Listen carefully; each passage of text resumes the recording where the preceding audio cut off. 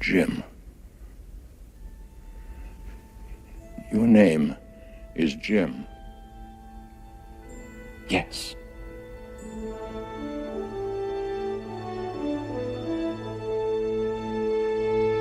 Hello there, my loves, and welcome once more to my channel. Now, I started with that little clip because you could easily be forgiven for forgetting who the hell I am. I haven't been on here very much lately. It's been a month, and today I did plan on giving you something of worth for once, a review perhaps, but unfortunately that hasn't transpired. I'm still not that well. I've mostly got over the whatever the hell it was that I had before and over the wedding, but now I'm completely deaf in this ear and it hurts. It's not a ear infection, but it's just an accumulation of a shitload of wax. I think that's what it is. I'm trying to get it out, but it seems to be an unending supply, let's put it that way, and it's completely pissing me off. But anyway, I thought I'll just come on and say hello and also just talk about a few things that have happened. I won't bore you too much about the wedding, but that was quite a big thing for us and for me in terms of my anxiety. But I'll talk about that in a moment. I've also done I've done a few paintings, just chilling out really this last week, not having to do, those 30 odd paintings I had to do. That was quite intense and a little bit stressful, but now I'm just chilled out and painting whatever the hell I want, and I'll show you those three in a moment. Also talk about what I've been reading and what you can expect to find on this channel in the next few weeks if I get my shit together. But anyway, right, let's begin with, well, I've talked about my health. I've been given a different work car, and I always get a bit stressful about that because I've got various problems with my joints. So my boss has been quite nice in a way and given me an automatic, so I haven't got to change gear. So this problematic wrist doesn't have to curl itself around a stick shift any more. I just press the accelerator and off we go. It's wonderful, space age stuff. However, the seating position is playing up my knee. So that's in the background is constantly hurting. I just don't know what to do anymore. Because I've been complaining about various cars that my boss has been giving me. So I think one more complaint and he might spit in my face.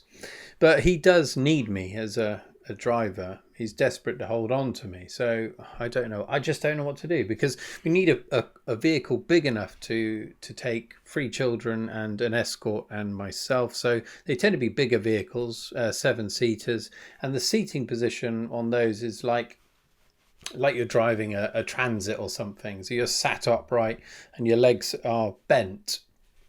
And it's that bending of the leg that's causing me my knee pain.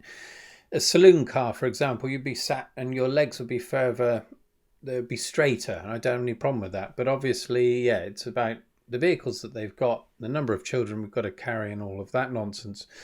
So anyway, we'll see what happens with that. But it gets to the point where if the pain's too much and he can't give me another car, I'll have to leave. But there's not much I can do. Poor Jimmy is dying. Well, he's slowly falling apart, dear chap. Talking about myself in the third person, that's never a good sign. Anyway, let's talk a little bit about the wedding. Yes, it was a good day. I mean, poor Vanessa was really ill on the day, but we got through with lots of alcohol. So for that reason, I don't remember a great deal about the day. I keep getting flashbacks, and they're all very pleasant. It was pretty good. The way the wedding organizer wasn't very well either. So she had to leave early, and after that some things went wrong. And so I had to go and sort out a few things, which I wasn't amused about, considering how much we paid for the fucking thing. But there we are, that's just the way it goes. Yeah, so the problems occurred thereafter, in the week after the wedding. Poor Vanessa went downhill even more, because, just got through that day, and after that just collapsed basically. She's still ill now, so over 2 weeks. But for me, the problem was more of a mental health issues, really. So whenever I meet up with my family, it's normally just for a day and we have a jolly good time. Or whoever it is, meeting up with friends or whatever. The next day, I'm depressed. Next couple of days, I'm depressed. No idea why exactly. I probably need to talk to someone about that. But after a wedding where you're the sole focus of the whole day, it was very, very traumatic the next day and the days afterwards. For about a week for me, I was I just became depressed, really depressed. And I don't know why. I think it's alcohol certainly helps on the day, but of course, once that's gone, you start worrying about things, being center of attention. Can't fucking stand it. Even though I'm doing this, I'm talking to you on here, but it's different because you're not there. It's all mustard shit. But on the day, yeah, it's pure hell. I've got over that now, and luckily the only memories I'm retaining are nice ones. So it's all lovely. But anyway, there we are. I don't know if I'll have had time to put any more photographs on here as I've been talking. But we'll see. You might be lucky, you might not be.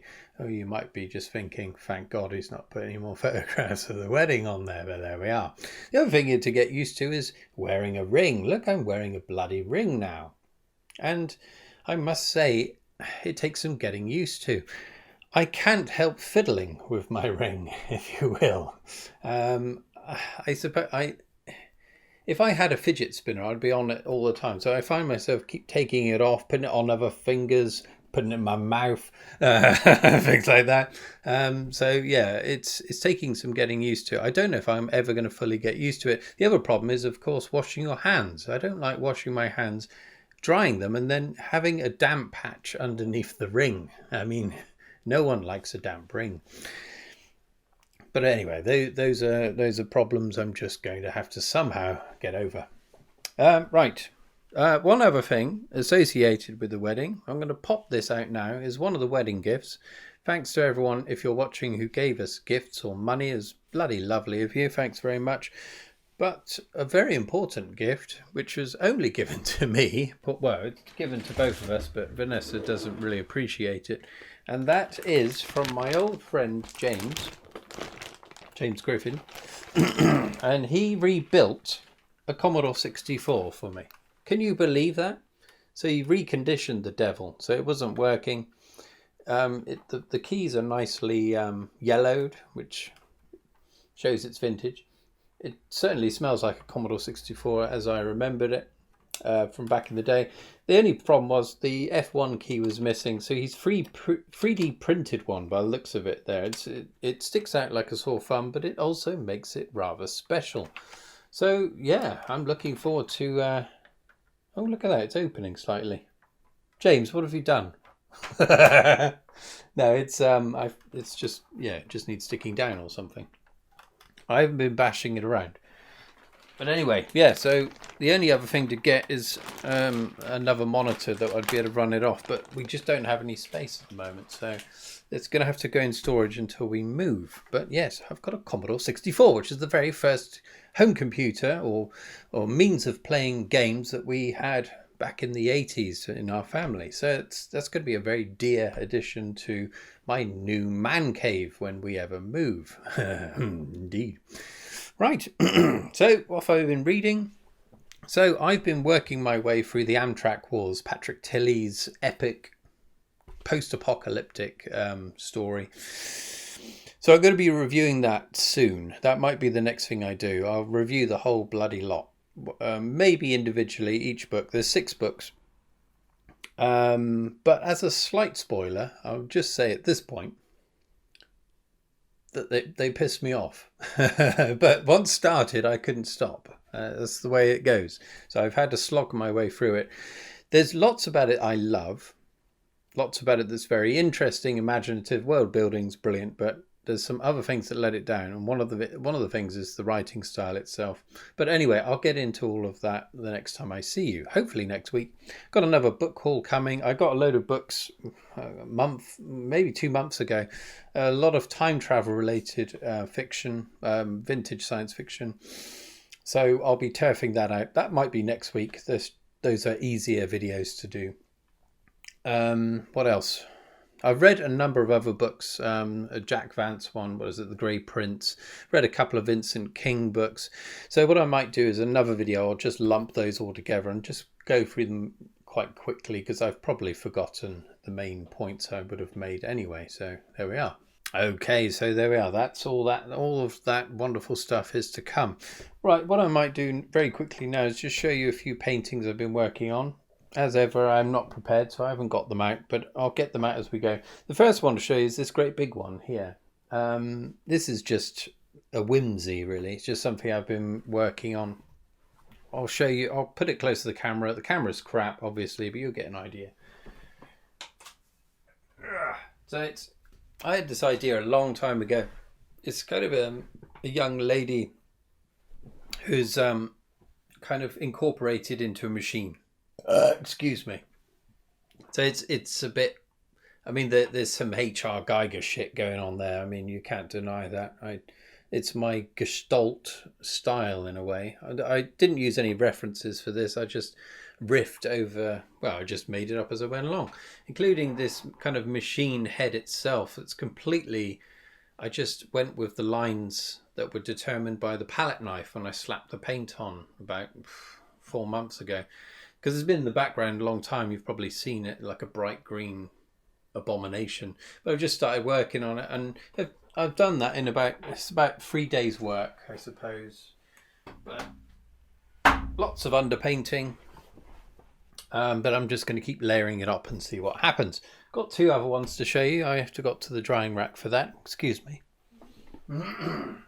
Okay, so here we go. This is another kind of whimsical one, really. So I had this kind of background. It's like a sunset. And what in the comments, I can't remember who commented, they said, oh, it'd be amazing if there was a floating city, like on a balloon. So I thought, fuck it, I'll just do that. So we've got some cities here that are floating away and held aloft by these gigantic balloons. I don't know if it's very successful at all, but it's just something to do. Okay, the next one. This is the last one I'll show you. You remember that I've shown it before. It's one, I think I called it ribbons or something. Remember this one? And in a moment of madness, I thought, right, let's add a fucking great purple tube on top of it.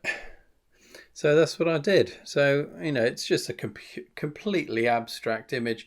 The only thing that annoys me is that because I initially painted it quite thickly, so you've got those ribs of paint here that's very thick, and it's when the light hits it, you can see them. They protrude. Do you see that?